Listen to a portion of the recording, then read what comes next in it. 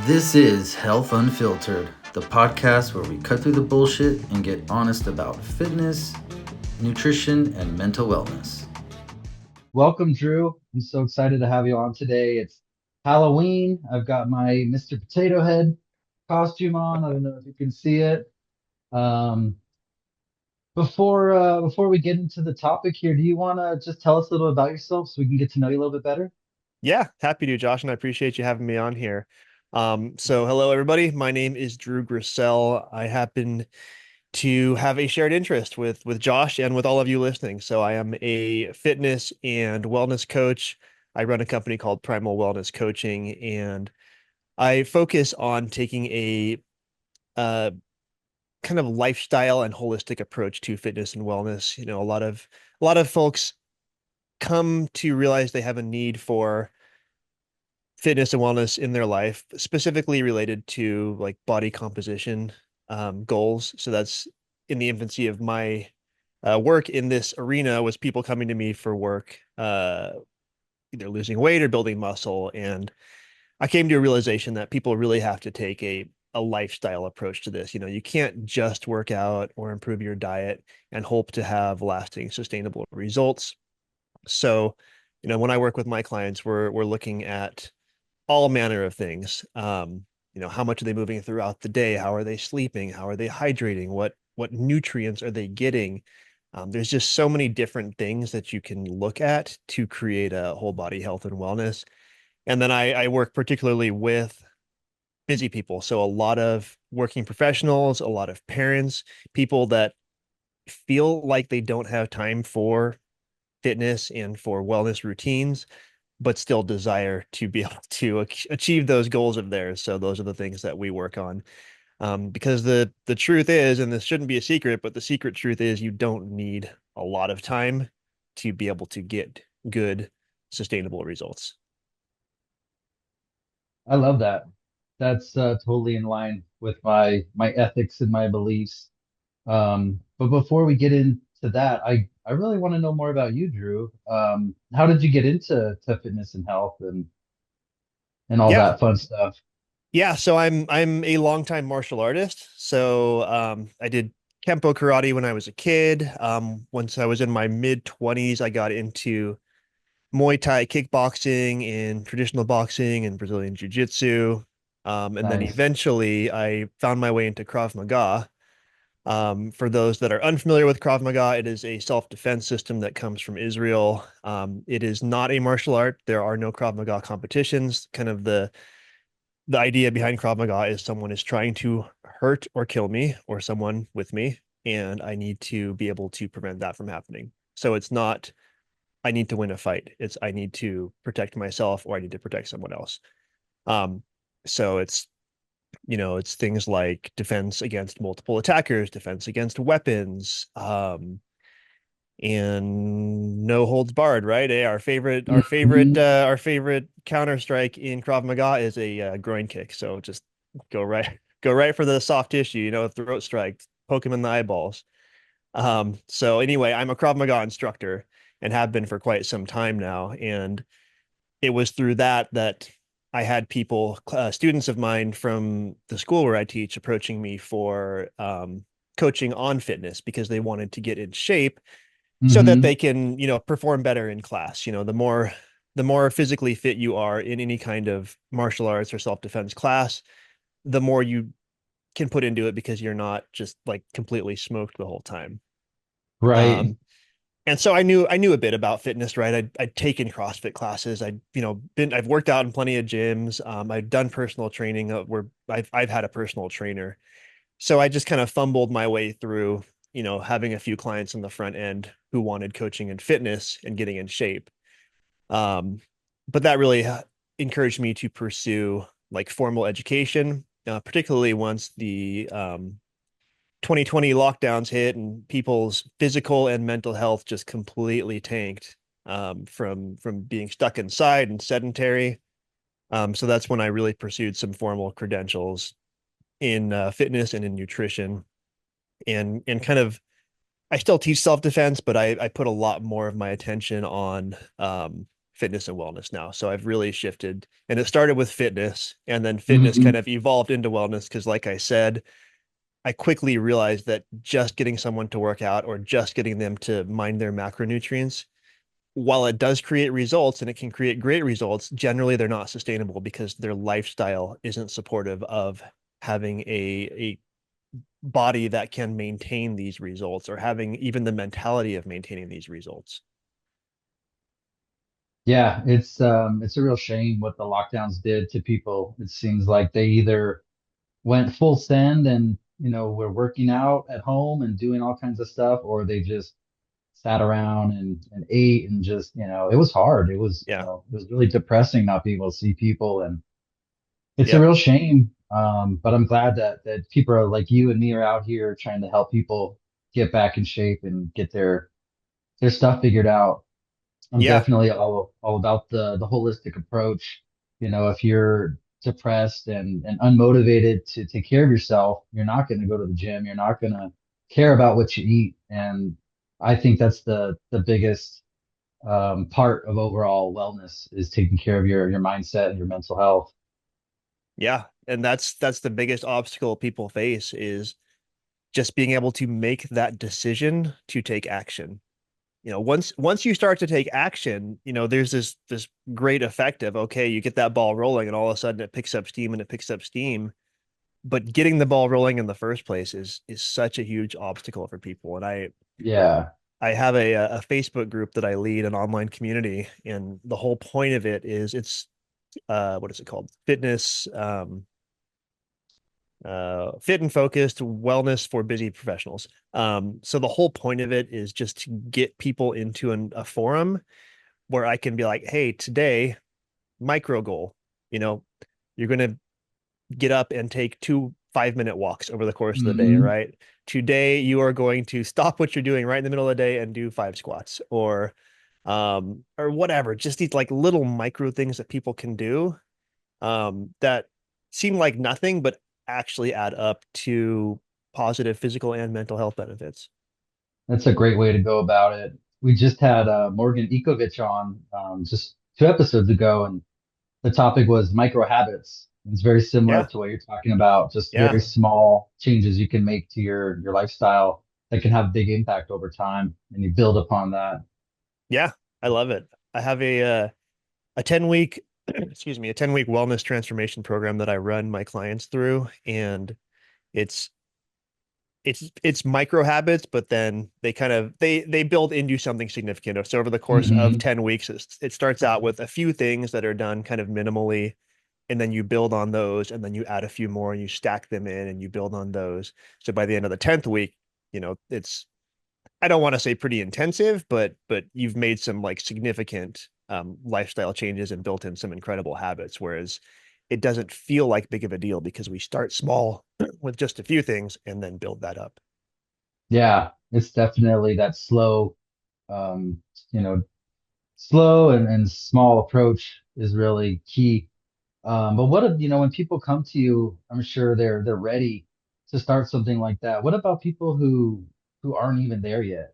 How would you recommend people that are just not in the right headspace and, they're out of shape, maybe they're dealing with lifestyle disease. How do you recommend them to get started? It's really hard. One of my biggest struggles as a coach is trying to get people to accept coaching that are not there, right? They're not ready Yeah. to accept coaching. And I want to help everyone. I think I'm like you, right? I see someone that, with a few minor changes could have some significant positive benefits, and I just want to help everyone. But, you know, a guy can only take so much rejection, Josh. Yeah. But It's I, not I, easy. I know it's not easy, and I try not to be pushy. I, I, I try to educate without being annoying.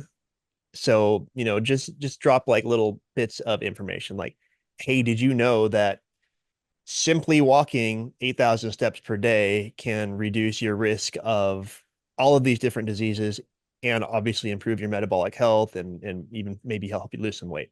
Like, Yeah. simple fact. And there's scientific studies behind it. Took me what, 15 seconds to say that.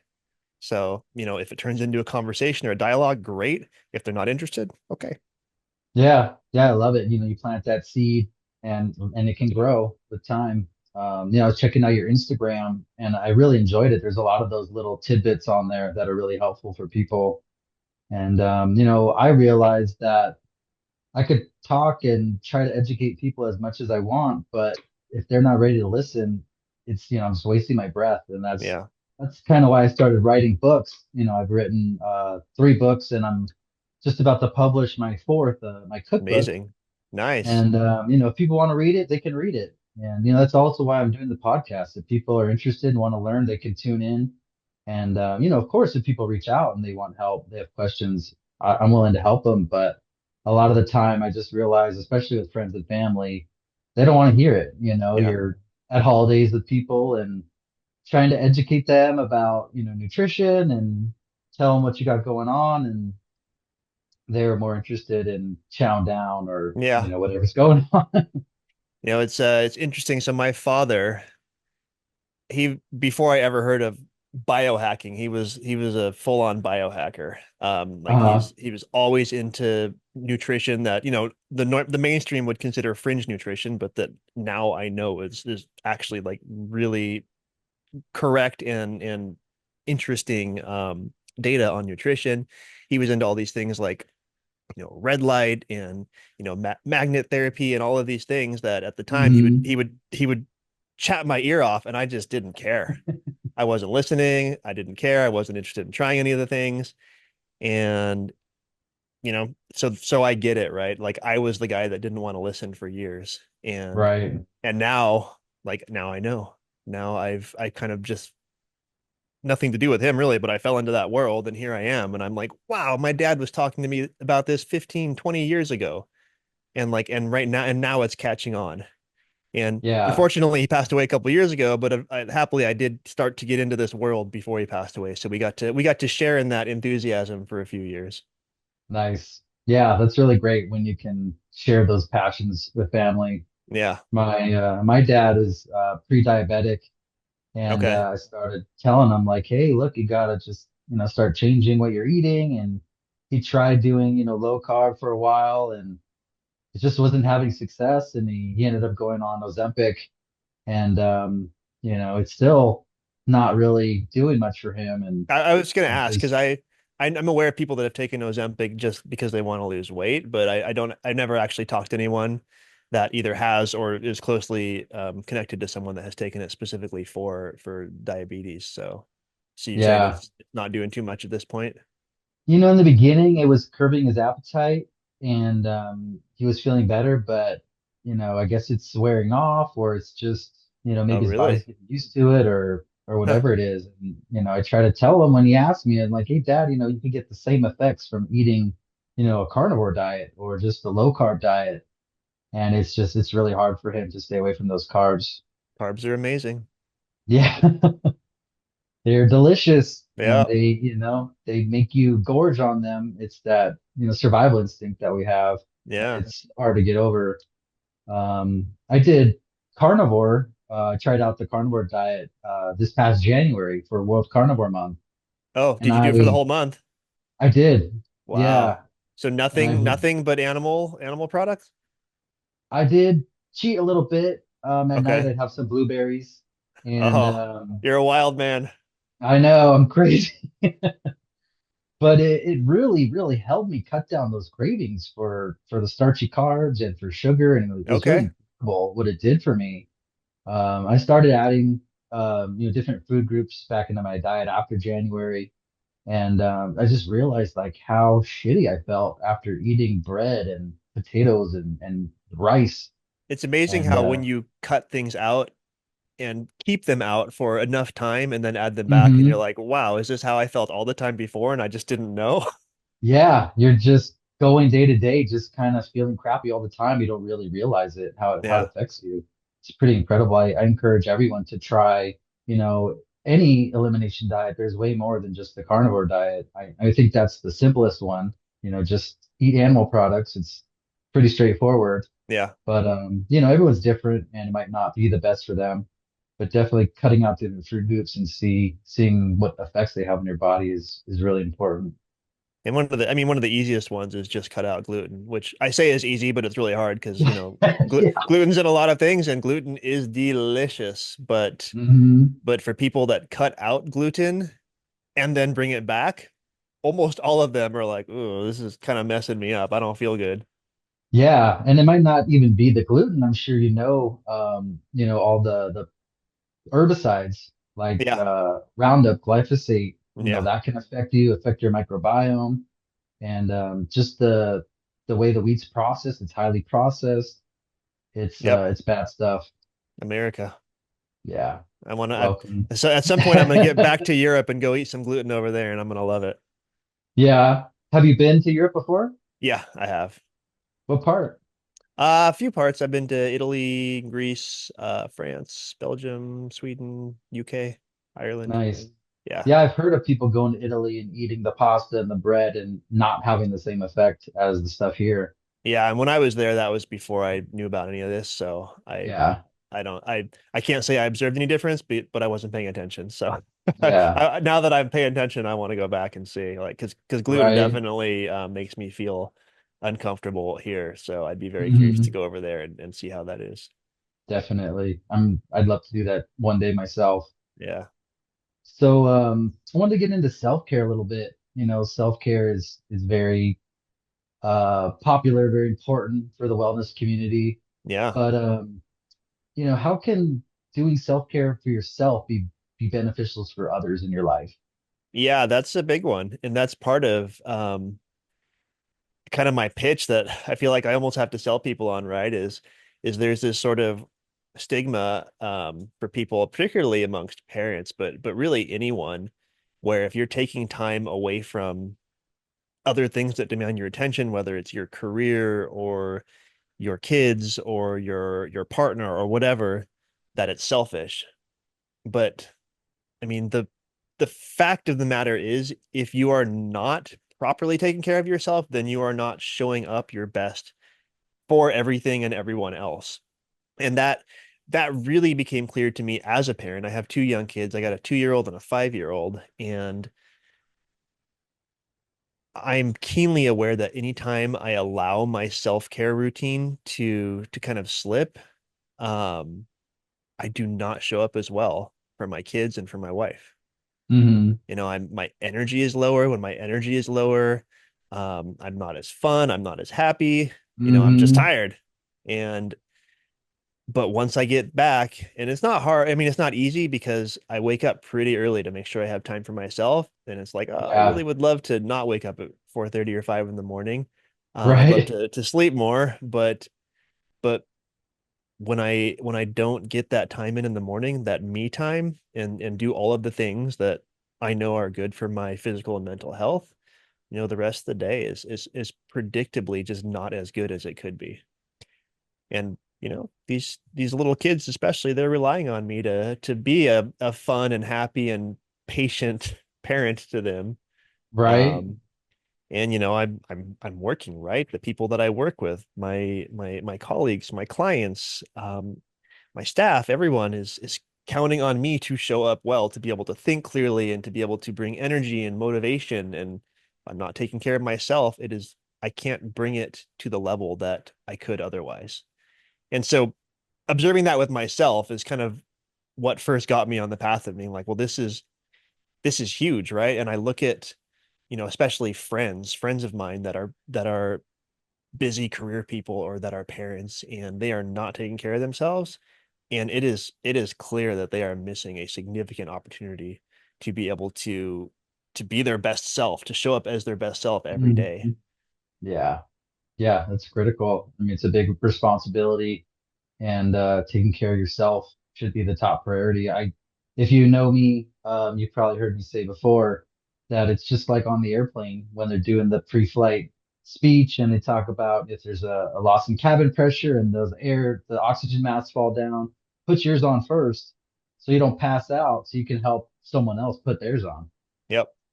Yeah. Yeah. One of the simplest things that I have to keep myself accountable for is just waking up before my kids. My kids like to wake up early and it's kind of unpredictable. So I have Yeah. to wake up extra early. If I don't, if I sleep, if I'm like, I'm going to sleep in today, and I don't get up until I hear them waking up, then like I'm groggy. I haven't shaken the sleep out of my eyes. I haven't rehydrated my Hmm. brain yet. There's no hydration in me. And my 2-year-old's not a morning person. So, he's cranky. My Yeah. 5-year-old, he and the 2-year-old are getting into it. Yeah, I'm in a much better place if I can precede their wake up by at least 30 minutes, if not longer. Yeah. And and Definitely. That's and as I coach clients of mine, like one of the most fun things to be able to observe is as they're reporting back to me on their progress as we're kind of going through their wellness and lifestyle and habit changes, is just telling me about all these other like side effects of now doing these things like just hydrating more and hydrating properly, right? With water, with the right mineral balance and enough water. Like most people live extremely dehydrated and they don't know it. hmm And when you're dehydrated, it affects your physical health, it affects your energy, it affects your mental health. And so with just a simple act of remaining properly hydrated for just a few days, people are just like, wow, I feel better. Like, I don't know why, but like my energy's better and like I'm more alert and I can think more clearly. It's amazing. And there's so it's many little things incredible. like that. Definitely. Do you recommend using like those hydration packets, or do you do like a custom mix of electrolytes?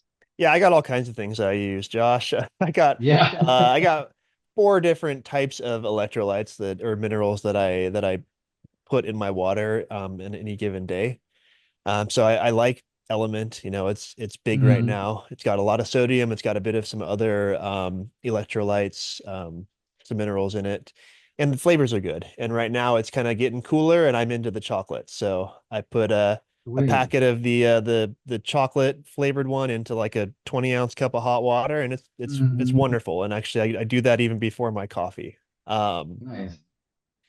I also use Ultima, which is just another electrolyte blend. They Yeah. have some pretty amazing flavors. Like to me, it just tastes good. So I'll throw in a scoop of Ultima into 25-ounce or 32-ounce bottle of water. And then I also just use like trace mineral drops. And then I have hmm a fulvic humic mineral drop bottle as well. So I kind of do a blend of all of those to make sure that I'm kind of getting a little of everything. Nice. Yeah, I use Element too, and I actually heard this morning. I haven't had any time to look into this, but there's some claims that it includes I think it was maltodextrin. Oh, really? Um, yeah. Oh, that's So not on the label. yeah, it's not, and I don't know. It could just be uh, some video someone posted just to get views or whatever, but Yeah. it's definitely something I'm going to look into because you never know. I like to do a lot of things myself, make my own stuff. I'm a Yeah. cook, I'm a chef, and I make my own electrolyte mix. I'll Oh, put oh, some cool. sea salt. I use the Baja Gold sea salt. Yeah. I'll put some of that and some cream of tartar. It's basically just potassium, No kidding. and then Okay. I didn't know that. Huh. yeah, and then all you need is some magnesium, and you've got a pretty good electrolyte blend there. Yeah. And you can't really taste the difference; it just tastes like water. So when I need a little extra pick me up, I'll put that in with my water. Yeah. That's the simplest way to do. I definitely overcomplicate it, but but it can be as simple as getting some nice like sea salt or Celtic salt or whatever, and just putting a little pinch of that in your water. I mean, Yeah, yeah, it's not hard to get a good mineral balance to your water, but most people are drinking just purified or filtered or reverse osmosis even water, which is hmm which is great because at least that stuff takes out the harmful crap, but it doesn't put back any of the good stuff. And if you don't have the good stuff, then you're going to be completely imbalanced. yeah, you definitely need those minerals, but don't want the what is it? I've heard there's like hormones in the public water systems from it's people taking birth control or whatever else is in there. Really? So it's Wow. definitely Yeah, I hadn't heard yeah, that. I mean, I know there's like, of course, the microplastics and the fluoride the and fluoride, like yeah. the endocrine disruptors and all this other hmm crap. Yeah. Yeah, it's scary. There's so Yeah. many things out there you got to watch out for. And then especially when you're eating whole foods diet and you're making your own food, people are so scared of salt and Yeah. sodium. You definitely got to make sure you're getting that in. Yep. Well, I mean, we've been horribly misled by I don't want to say the food and agriculture industry, but like I guess the people that have overseen what our perception of Right. food and agriculture is. I mean, the food pyramid is nonsense. Breakfast is the most important meal of the day is nonsense. Don't eat salt is nonsense. Oh yeah, Hmm. here have some margarine over some nice butter. Nonsense. Yeah. Staying away from fat is just ridiculous. I Yeah. mean, people don't realize your brain is mostly made of cholesterol, your cell membranes. I think your bones are mostly collagen, and all those things come from animal meats. Yep. What kind of diet do you eat for yourself? It fluctuates. I do a little bit of keto cycling. Yeah, When I'm not in a keto cycle, I'm much more heavily protein and it's primarily animal protein. So, nice. for example, for breakfast today, I had 4 eggs and a sausage. And Yum. for lunch, people think this is super weird and kind of disgusting, but um, I will have, some people like to mix like tuna and mayo, right? That's pretty standard mix, tuna and mayo. Right. I will take a can of sardines and I will mix it into a whole bunch of full fat cottage cheese. And Oh, it's got that's the same consistency as tuna and mayo, plus the curds from the cottage cheese. But I hmm put some salt and some pepper on there, and it tastes great to me. And that is a protein powerhouse. It's got CoQ10 from the sardines. It's got good healthy right. fats from the cottage cheese and from the sardines. Like it's actually pretty darn good. Yeah, People I look at me like I'm haven't heard super that weird. before. Yeah, I know. I just kind of made it up because these are just things I have in my house, but I'm like, hmm it works, and to me, it tastes great. Yeah, and I mean it's fast, it's simple, it's something you can whip up real quick. Yeah. I was running behind today. Just got busy, just got behind on stuff, and I for lunch I had some pork belly that I fried in the air fryer, and then I like to dip it in some brown butter. It's What fantastic. is brown butter? What is that? You just take butter and you put it in the pan, put it over the stove, Oh, and okay, you just gotcha, cook it. gotcha. Yeah, You yeah. keep So stirring it. just kind of Yeah, seared, yeah.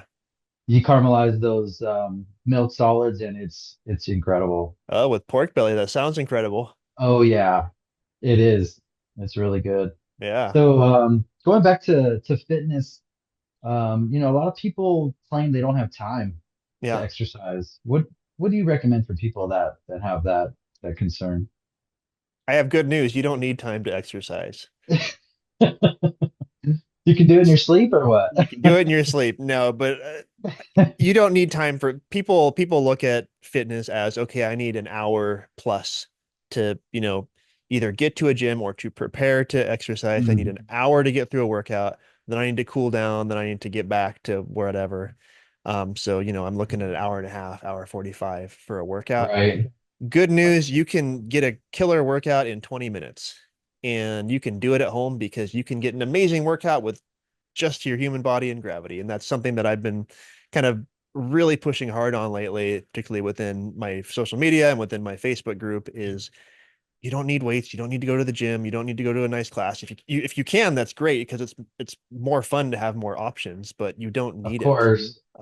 You can do so many different types of exercise with just your body and the gravity and a little bit of floor space.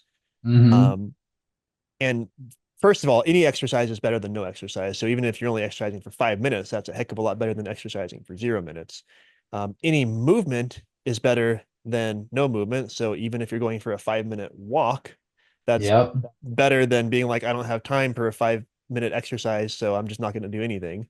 Um, so first of all, anything is better than nothing. And you can get incredible gains from even just 20 minutes a day, 3 to 4 days a week, if you're doing it right. If you're kind of half-assing it and you're not pushing yourself, then you're probably not achieving any kind of muscle hypertrophy. You might not be getting your heart rate up. Then again, anything is better than nothing, but you may not be creating growth and progress from a fitness perspective.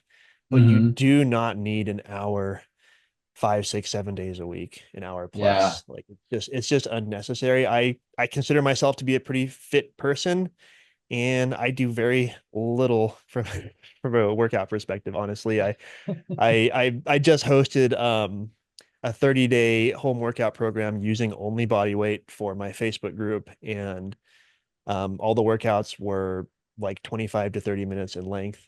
And honestly, even that was more than I normally do. Yeah. I just, I did it to do it with the group, but you really don't need a lot of time, and you can break it up. Part of my 10-week transformation program, it doesn't even have full workouts in it. It has, I'm sure you've heard this, exercise snacks. So it's got a lot of walking involved. So it's one, just getting steps. So just making sure you're moving continuously throughout the day, not exercising, just moving. But then Hmm. exercise snacks where, okay, 3 or 4 times a day, I'm going to do 10 reps of something, right? 10 push-ups. Cool. You did 10 Yeah. push-ups 4 times over the course of a whole day. Awesome. You just did 40 push-ups. Congratulations. That's It amazing. adds Cool. up. It adds up, right? And we start out small. Okay, 5 reps, whatever, 2 or 3 times a day, and then we build on that. Okay, now it's going to be 10 reps of 3 different things 4 times a day. Cool. You just did 40 reps of 3 different kinds of exercise. So it's not Hmm. even a workout. It's just like stopping what you're doing, doing a few reps of something. Oh, good. Move on. Keep doing what you were doing. Mini workouts. Yeah. That's great advice. And it's yeah, I really love the body weight exercises. And it's a shame a lot of people don't know how to modify like push-ups, for example. Some people can't do one push-up. What Yep. are a couple of ways people can modify push-ups, for example? The easiest modification is just go from your knees. The biggest mistake that people make when they go from their knees is they stick their butt way up in the air. So the Yeah. angle of the push up is weird. They're getting more of a shoulder workout doing it that way, Yeah. but not much because you're not going very far. Hmm. So what you want to do if you're doing it from your knees is just make sure that you have a straight line between your knees on the floor and your shoulders. So Yeah. that means you got your butt, which is here. It shouldn't be sticking up way over here. It should be down here. So it's a straight line. Get your ass in line with your body. Exactly. And actually, I just a couple months ago, I just posted like 50 or 60 videos on my YouTube page where it's like in 30 seconds or less, whole body weight workout, fitness and mobility Hmm. tutorials. And I have push-ups on there, and I do the one from the knees where it's like, okay, you know, I hold up a long pole and I'm just like, make sure you're staying in line with like a just like a straight staff here. Nice. And then also incline. So if push-ups from the knees are a little bit easy, but push-ups, just a regular push-up from your feet is just a little bit too hard, you can do an incline push-up where you put your hands up on like a chair or a bench or something that isn't going to slide Hmm. away from you. That does take a little bit of the pressure off of your chest, back, and shoulders. Yeah. Yeah, that's great. Or like a kitchen counter, something that's solid. Yeah, yeah, yeah. Actually, that's what we do, desk push-ups as part of our exercise snacks for people that are working, right? Okay, just Hmm. back up a couple of feet from your desk, place your hands on it, and do a few push-ups. It's maybe a 60-degree angle, but it's guess what? You're still moving. Yeah. You might get some weird looks from your coworkers, but you're doing self-care, you're taking care of yourself, you're showing up, and that's what's important. Yep, absolutely. And Awesome. hey, I say go, look weird in front of your coworkers. If they see you doing squats and they're like, you're weird for exercising, well, then too bad for them. You get all the benefits, and they get to just think you're weird. Right. Cool. Well, I wanted to talk about fasting a little bit. I know you talk about it on your social media channels. So Yeah. what advice do you have for people that never fasted before? Well, one, it's good for the body. Fasting, a true fast where you're not consuming any calories or like very minimal calories, like black coffee, black tea over a extended period of time it stimulates the process uh, called autophagy, where your body starts to go through its whole cellular recycling. You get rid of the junk, broken, damaged, dead cells, and you create new ones out of them. It's amazing. Hmm. But that's like, the real like fasting for 24 or like a day or 3 days or 4 days. Yeah. The easiest introduction into fasting is intermittent fasting or time restricted feeding, same thing. And that's where you basically just observe a fasting window or an eating window. So the most common method is 16/8, where You eat within an 8 hour window and you fast the rest of the time. So let's say if you start eating at 10 in the morning, that means you're done by 6 p.m. Hmm. So you have to consume all of your calories for the day within that window. And then you stop eating at 6 and you don't eat again until 10 the next day. That can be a little hard for people just getting started. Honestly, most Yeah. people start eating when they wake up and they have that last snack right before they go to bed. So most people are eating for like 16 hours. So they're kind of doing the reverse. The only time they're not eating is when they're sleeping. And that is really Yeah. hard on the body's GI system. It is really hard Hmm. on the metabolic system. There's this rumor that, oh, well, you should be eating all day long because it's good for your metabolism. It keeps the metabolism going. Um, Right. Maybe it does, but the overstress that it's placing on your whole like digestive and gastrointestinal system is not worth it. It is not it's Yeah. not favorable to be eating all day long. It's Um stressful. yeah, It's it's totally stressful on your stressful. body. Yeah. And so like in my 10-week program that I keep mentioning, we do intermittent fasting as a part of it, but we start out where I forget what the eating window is on the front end, but it's something pretty manageable. It's like 12 hours or 14 hours or something. So you have like Hmm. a whole 12 or 14-hour window to eat. So okay, great. You're waking up at 7 in the morning. Cool. You can start eating at 7 and you're going to be done by 9 p.m. Okay, well, that means you don't get your snack at 10 p.m. right before you go to bed. So you can manage that. And then over the course Sounds of 10, easy. yeah, it sounds easy, right? And it is on the front end, it is easy, but then week by week, we scale that back by 30 minutes, eventually maybe an hour. So we get to that 16-8 where you're only eating within an Yeah. 8 hour window.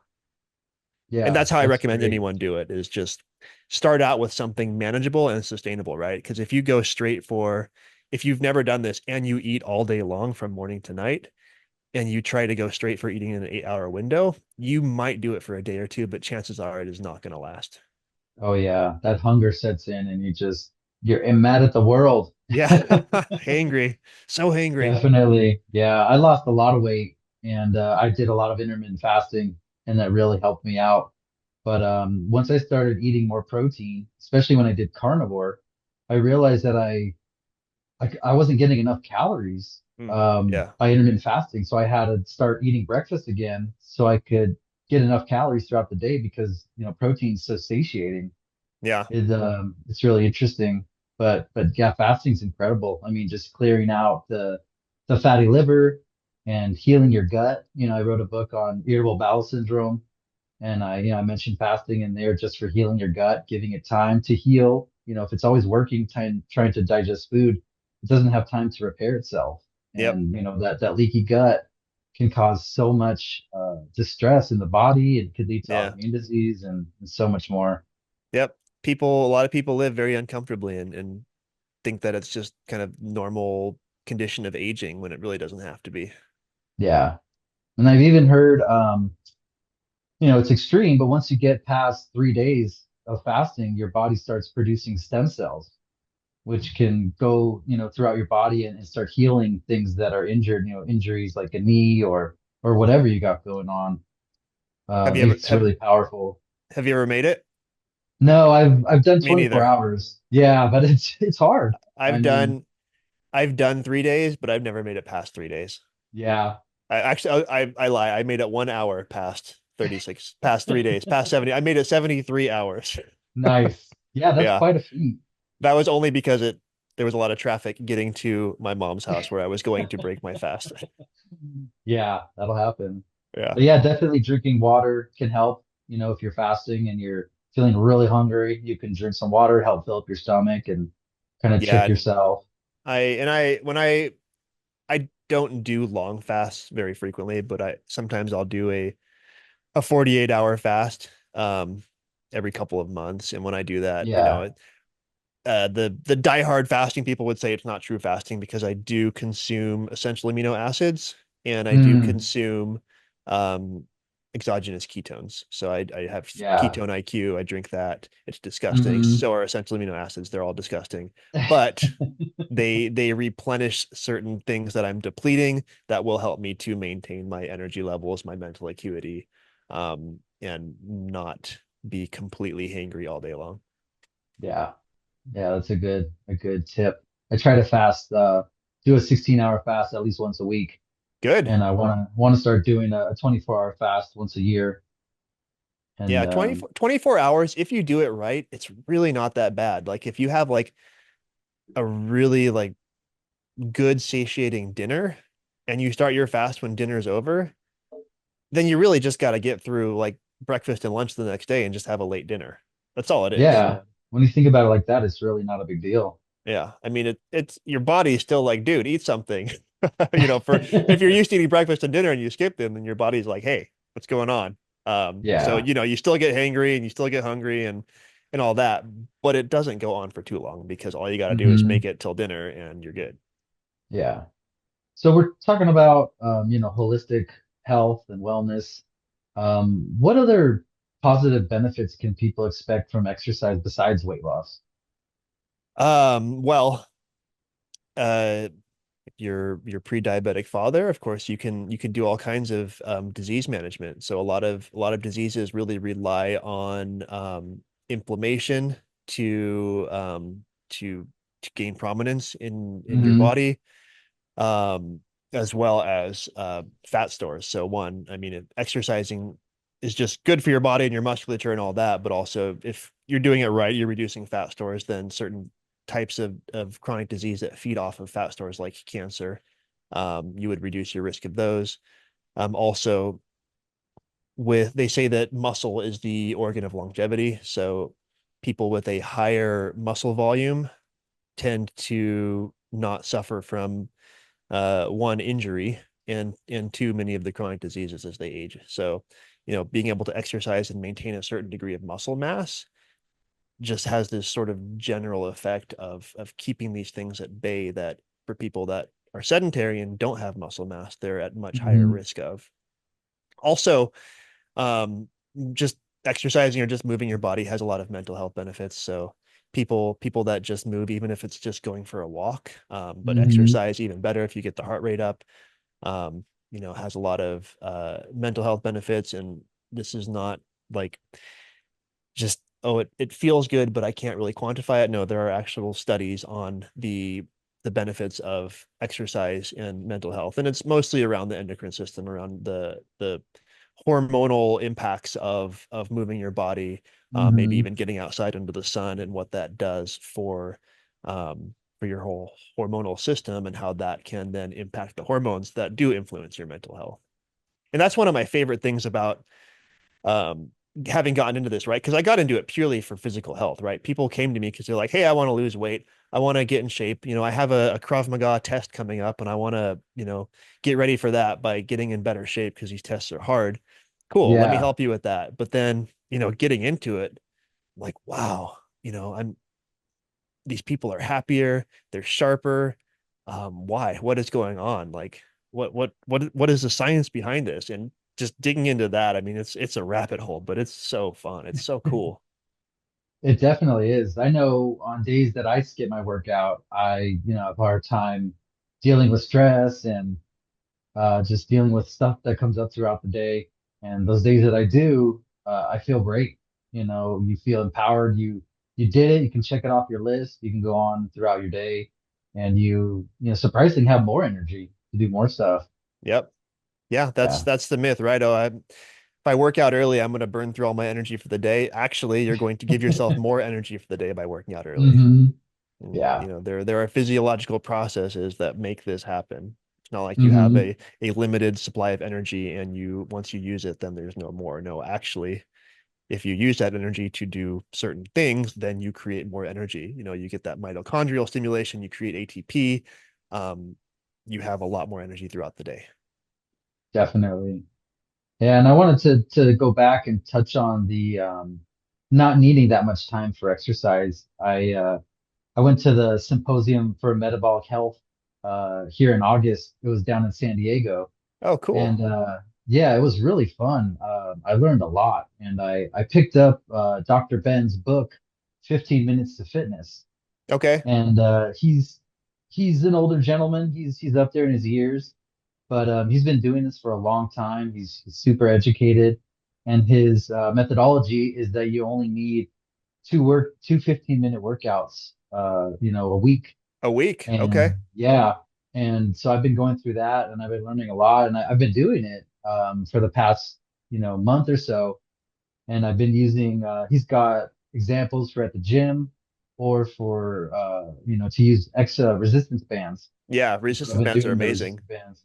Yeah, and I love it. It's cut down on my exercise. I used to do strength training 3 times a week, Hmm. and it would be like an hour, 45 minutes. Yeah. Um, but just doing 15 minutes and going really slow and focusing on that time under tension, Yeah, it's I really was getting gonna some ask good if time under results. tension's a part of it because that's the ultimate hack for It's a getting huge more out part of of it. less. Yeah. You just go really slow, and then at the end you hold it, and you want to look for that when your muscles start to shake Yep. and they're really worn out. And it's so fast, and it's really incredible how much you can do in such a short amount of time. You want a hack to stack on top of that time under tension resistance training? I'd love to, yeah. And maybe you already know this, but blood flow restriction. How do So you do if that? so you get they have blood flow restriction bands. They're just like cuffs that you can put on the top of your arms and the top of your legs. Uh-huh. And you cinch them up. It still allows for a little bit of blood flow, but what it does is it blocks the lactic acid movement out of the muscle. So the lactic acid builds up, and it actually creates a kind of a simulated hypertrophy much earlier. So if I Wow. am, let's say I've got a resistance band and I'm just doing some chest presses Mm-hmm. and I put on blood flow restriction cuffs, I burn out much faster. So instead of doing maybe 10 reps after 5 or 6, I'm like, I don't have another one in me. And this originally came as a technique that they used for exercise, particularly with elderly folks that just they couldn't get the reps in. Yeah. So they throw on some flow restriction cuffs, and they knock out a few reps, but they get more gains from those few reps. But then a lot of fitness and bodybuilder folks kind of caught on to it. And disclaimer, talk to your doctor before you start, throwing on blood flow restriction cuffs. But it's pretty astounding the difference that you feel Mm-hmm. when you put them on, and you feel, I mean, the muscle is just like it feels very engorged with this lactic acid. Um, and yeah, what you can do with that is it again, it stimulates the muscle hypertrophy much faster. Um, Mm-hmm. so it's interesting. So whenever I do resistance band training, I usually kind of combine it with blood flow restriction cuffs, and it's pretty cool. Like that burnout is very profound. That's a really cool hack. I'm gonna Yeah. have to look into that, And try it out. there's fancy ones that are like $400 that like have like a digital like inflation and all that, or you can just get some Mm-hmm. straps with like a cinch on Amazon for $25. That's what I use. So for Yeah, like $25, you can get some arm and leg blood flow restriction cuffs, and it gets the job done. sweet. And again, just to touch on what you said, this is not medical advice, so This is not talk medical to your advice. doctor. Yeah, don't go cutting off blood to your extremities if if it's not good for you. So yeah. Definitely. So do you do any cold therapy, like cold plunges or cold showers? I do. Yeah, I have a cold plunge from the Cold Life here in the studio, and I get in there Mm-hmm. for 5 minutes every day. Um, Sweet. it's it's never not awful. Although I will say during the summer it was less awful. But now it's Yes. cooling down. It's in It's the it's really upper hard right 40s now. when I get up in the morning, and yeah, it is hard to get myself in there, but I'm never regretful that I did. Um, Yeah. but yeah, the benefits of that are incredible. Even just the mental benefits of deciding to do something uncomfortable and doing it. Hmm. Forget, what the cold actually does. Just the benefit of that is mental growth. It's a big part of growing and building your confidence and feeling better. I made a simple cold plunge myself, and I just freeze big buckets of ice, and I put them Yeah. in there, and I was doing it pretty regularly over the summer, a few days a week. And now that the temperatures drop, it's Come really on, hard to get Josh. in Come on, there. Josh, get in there. Yeah, It's I don't know if you caught it, but there was a Andrew Huberman Lab podcast. yeah, I love And Andrew Huberman. I think it was with David Goggins. But he was talking about this new science that shows this sort of like neural growth that they've kind of just discovered, where when you make a decision to do something that you don't want to do, it actually Hmm. stimulates measurable neural growth in a certain part of the brain. Yeah. It was amazing. And so I think about that. But then if you decide not to do it, you shrink that. So it shrinks Oh back down. So no. yeah, so you if you don't use it, you lose it. And I think about that every time I'm trying to like talk myself out of getting in the cold plunge. I'm like, oh, I've worked hard to kind of build up these neural Right. pathways, but if I don't get in, I'm gonna lose it. So thank you, Andrew Huberman, for Yeah. helping me to increase my accountability and my sense of guilt for not making myself uncomfortable. But anyway, yeah, it was the thing was all about doing things you don't want to do, right? Getting uncomfortable. And for some people, Mhm. that's as simple as exercising, right? I don't want to. This is unfamiliar to me. It's new. I don't like it. It's awkward. Go do it. Guess what? Not only did you experience muscular growth, you experienced neural growth. Yeah. Many, many benefits. And even just turning the cold water on in the shower, the last minute, Yeah, that can be a great way to start. people despise cold showers. That's part of my transformation program too. You start out with 20 seconds, 20 seconds. Anyone can do 20 seconds, but people won't do 20 seconds because it's still awful. Especially It is. especially with winter here. You know, Right. the tap water got cold all of a sudden. Real cold, Yeah. definitely. But Well, it's so healthy. it is. I'm going out of town this weekend, but when I get back on Monday, I'm gonna do the cold plunge. Okay. Well, hey, guess what? You can You, still do cold showers while you're out of town. you know what? Those cold showers are gonna be really cold because I'm going up to elevation. So Yeah. I might just do that. Where to? Yeah. I'm going to Big Bear. Okay. Awesome. Yeah. We're celebrating our friend's 40th birthday. Yeah. So That be should about should be 30 nice of and us. cold. It'll be really cold and I'm gonna do it. Yeah, do I'm it. gonna, yeah. I'm Awesome. I'm heading to Australia in a couple of weeks for a 7 day I'm recertifying my Krav Maga instructor certification over there. But Cool. it's 7 days of 9 to 5 training, and that is definitely not what I'm used to doing. So I will Mm, I will be capitalizing on probably like 3 cold showers per day while I'm over there.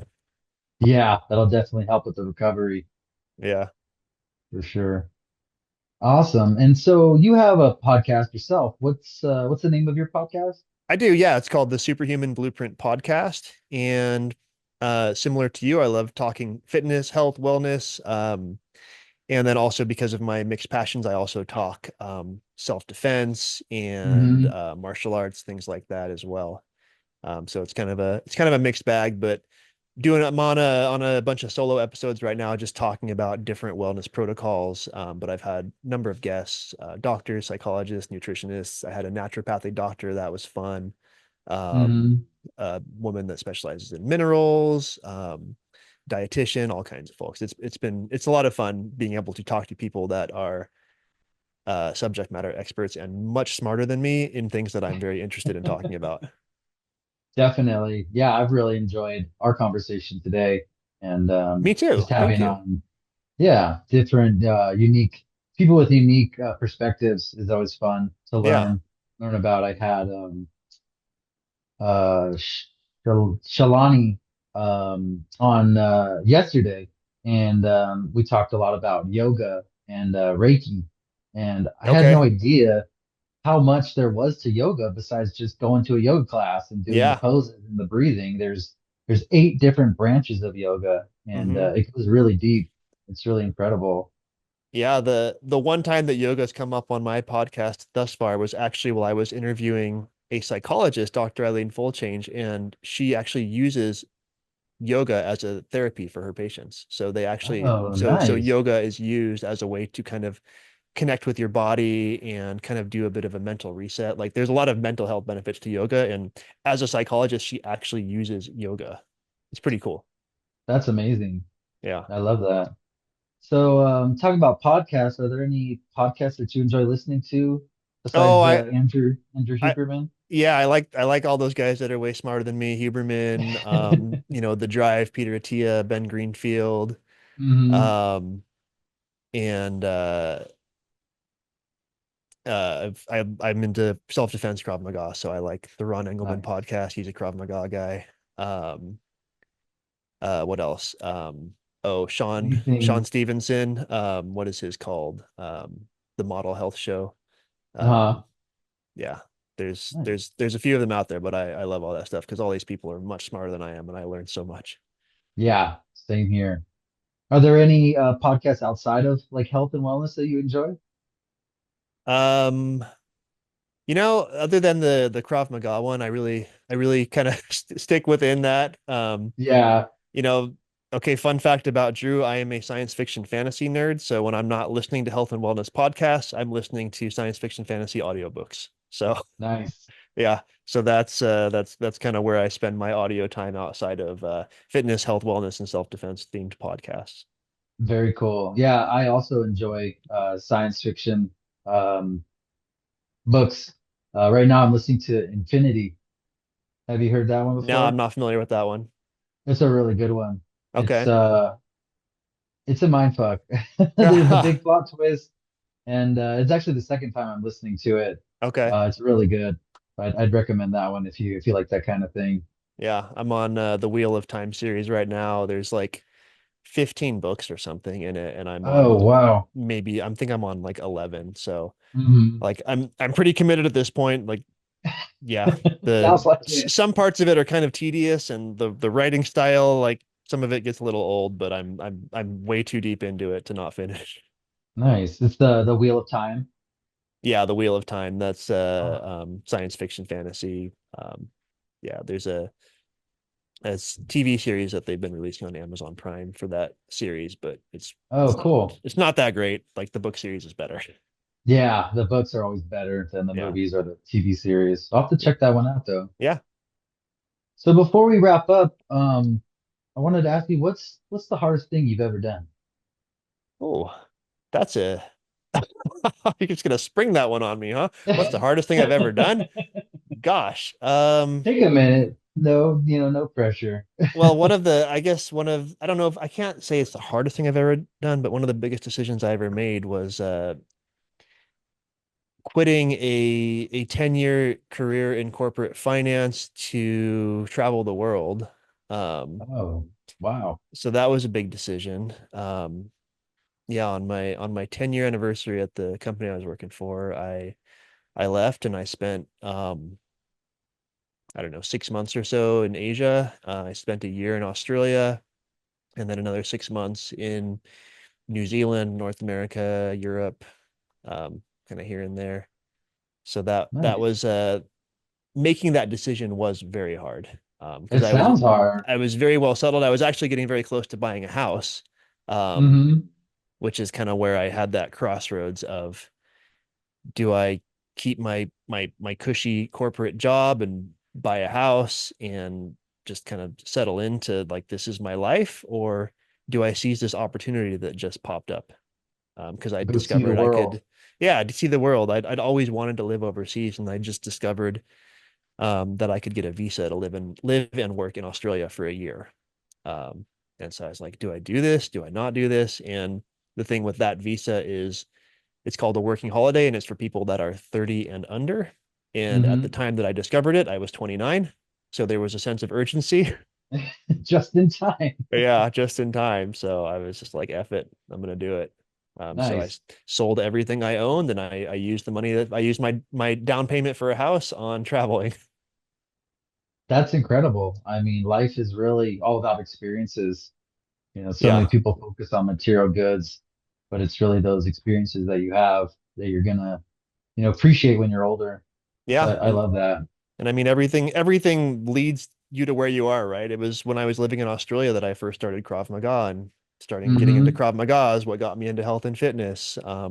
I came back home to visit. I live in Southern California. I had not been living in Southern California. When I left, I was living in Oregon, but I came back to Hmm. Southern California to visit, and that's when I met my wife. She's here in Southern California, and I decided to move back. If I hadn't been here visiting and needed a temporary job to make some money, I wouldn't have met her because I met her at that job. So, all the things lead to all the things. So, Yeah, yeah. definitely things happen for a reason. Yeah. Cool. So where can people get in touch with you? Yeah, I mean, you can find me. I'm on pretty heavily on Instagram at primal.wellness.coaching. Also, you can catch me on YouTube at Primal Wellness Coaching. So I'm all over that. And then check out my podcast, the Superhuman Blueprint Podcast. You can find that at the superhumanblueprintpodcast.com. It's on Apple, Spotify, and YouTube. Very cool. I'm gonna check it out. Yeah, awesome. Definitely. Well, thanks for coming on today. I really appreciate your time. I Yeah, learned a lot, yeah, it's been and I'm fun, sure Josh. everyone listening did too. Yeah, good chat. Thanks for the chat. I loved it. No worries. Well, have a happy Halloween, everybody. Happy Bye. Halloween. Bye.